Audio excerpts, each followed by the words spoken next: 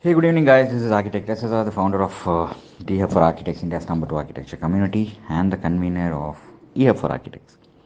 So today I'm going to talk about portfolio. This is something that I've been talking for a very, very long time, and wherever in whichever stage I go in.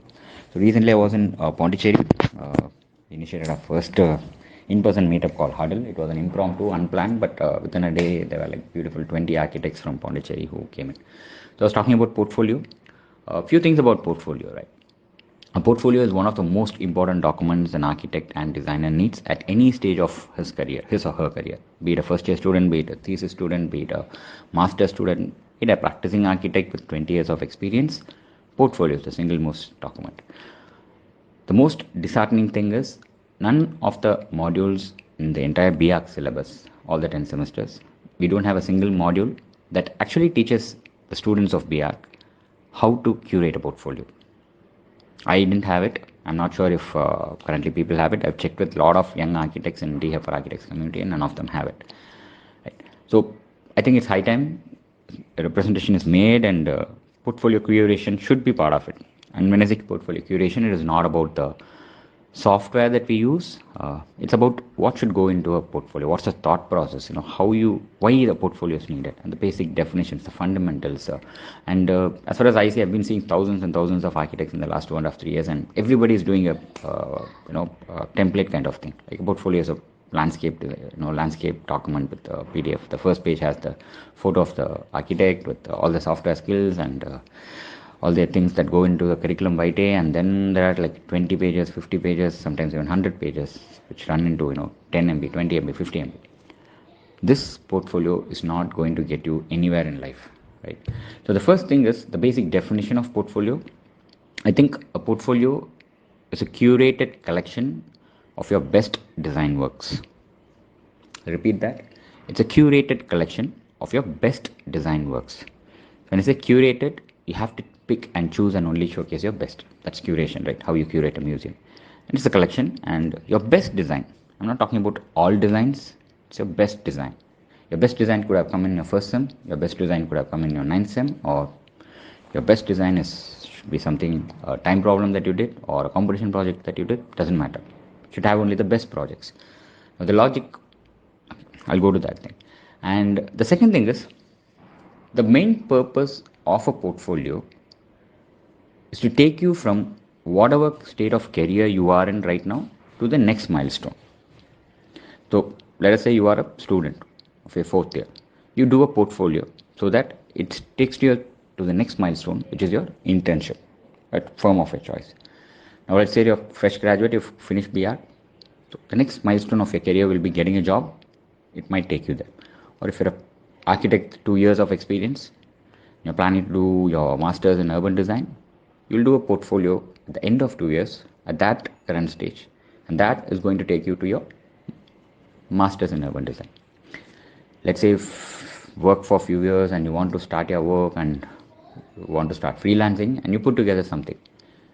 You create a portfolio then, and that portfolio is going to get you the first design project from from a client, prospective client. So at every stage of your career in your architectural profession, you need to keep updating your portfolio, and the purpose of portfolio is to take you to the next milestone. That's it. Wherever you are, it's going to take you to the next milestone. So if you look at it, every architect should have various stages of portfolios, and that's how it goes. And it's not like you keep adding one project after the other every time. You keep years. You keep adding years to your experience. Every time you use only your best projects. That's number two. And now, when you're someone who's looking for internship or job or something like that, how many projects do you keep? Okay. Now, let me tell you a logic. This is an age of reels, right? People don't have patience to even see a reel which is like 30 seconds, right? While I'm speaking for it's almost 4.5 but 4 minutes and 30 seconds, right? I don't know how many of you are even listening till here. I don't mind, but when we know that a 30-second reel has the best chance and a 1.5 minute reel doesn't have the best chance of grabbing people's attention, how do you expect a 35-year-old or 40-year-old or 50-year-old architect who's going to hire you for internship or who's going to hire you for a job to go through all the 50 pages or go through all the 10 projects or even go through all the 5 projects? For the number of applications we get during the internship season or the graduate, when freshers come out for the job season, there's no chance that every architect is going to go through all the sheets that you give. Right? So, I think it's a personal opinion. There's no empirical data or any research study. I think if your best 3 projects cannot get you that internship or a job or a new client, what chances does your 4th or 5th or 6th project, in terms of good quality design, in terms of your own rating, what chance does it stand? I'll repeat that. If your best project, if your second best project, and if your third best project, if these 3 are not good enough to impress the other person, your 4th, 5th, 6th, for sure they'll fail. Right? It's always the quantity, right? It's not the quality. So if you're someone very, very confident of what you're doing, I think 3 projects is what you will need to get into an internship, to get into a job, or get your first freelance project. Also, which 3 projects?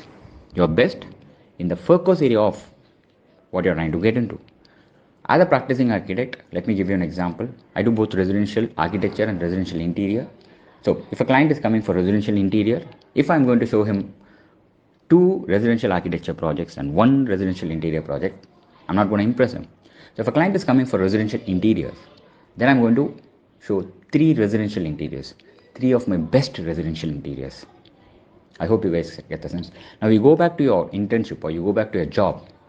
If you're going to apply for a job in a firm that specializes in sustainable design, and what are the projects that you're going to do? Are you going to do that hospital design which has no features of sustainability in it, or are you going to feature that 6 project, a resort which has some sustainable features? The choice is yours. You should decide what you have to do. Or a competition project or a time problem, you decide which project is going to impress them. That's it.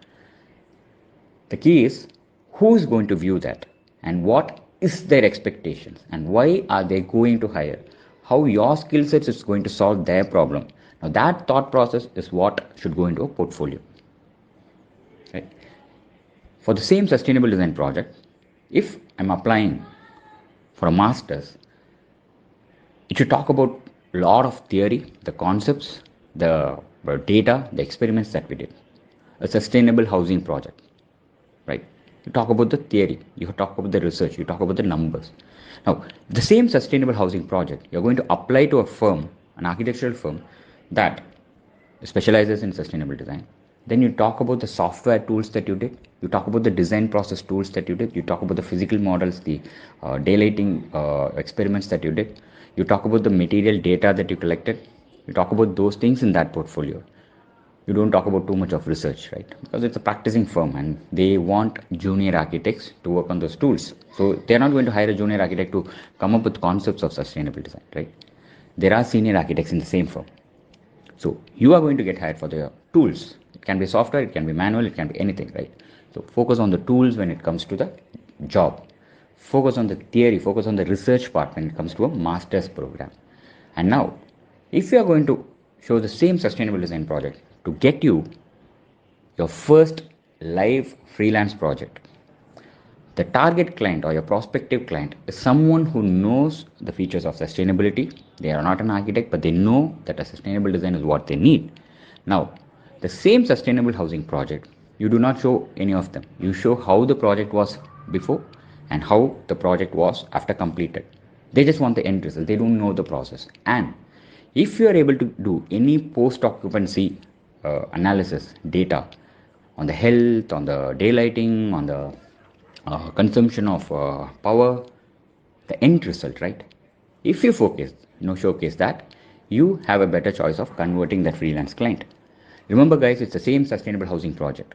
For masters, it's different. For your job, it is different, and for a freelance client, it is different. Now, just close your eyes and see how many portfolio versions do you have ever made in your life. And if you think that I applied and nobody is giving me a job, the fault is not theirs, the fault is yours. Who is going to watch that portfolio? How much time they are going to spend? Why are they watching that portfolio? What their problem is? If your portfolio is not solving that, your portfolio is of no use to anyone. Now, I've spoken for 10 minutes. I think this is something that even an entire year of BR course will not be teaching you. If someone is really interested, you know me, Architect SSR, DF for Architects, and the convener at eHub for Architects. Right? Take a note of it and WhatsApp me. If you know me, you'll already have my number. WhatsApp me the point by point things that I told about portfolio, and for you, I will take a 1 hour free one-to-one session on how you can go to the next milestone of your career. This is Architect SSR. I'm signing off for the night, and thank you guys.